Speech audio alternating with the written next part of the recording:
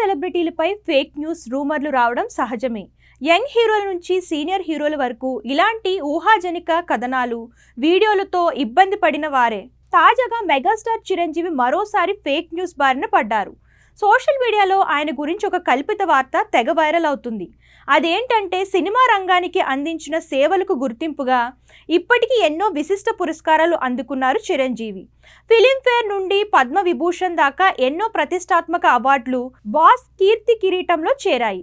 ఇదే క్రమంలో చిరంజీవికి యూకే ప్రభుత్వం ఆ దేశ పౌరసత్వాన్ని గౌరవార్థంగా ఇచ్చిందని నెట్టింట వార్తలు చక్కర్లు కొడుతున్నాయి. దీనిపై చిరంజీవి పిఆర్ టీం స్పందించింది.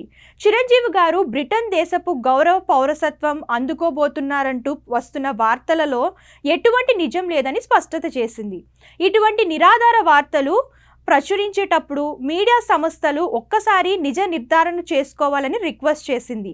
ఈ రూమర్స్ సంగతి పక్కన పెడితే, యూకేలో చిరంజీవిని సన్మానించేందుకు ఓ కార్యక్రమం ప్లాన్ చేశారట. అయితే ప్రస్తుతం వస్తున్న రూమర్స్ దృష్ట్యా ప్రస్తుతం చిరంజీవి ఆ కార్యక్రమానికి కూడా హాజరు కావడం లేదని తెలిసింది. ఇటీవలే దుబాయ్ వెళ్ళొచ్చిన చిరంజీవి ప్రస్తుతం విశ్రాంతి తీసుకుంటున్నారు.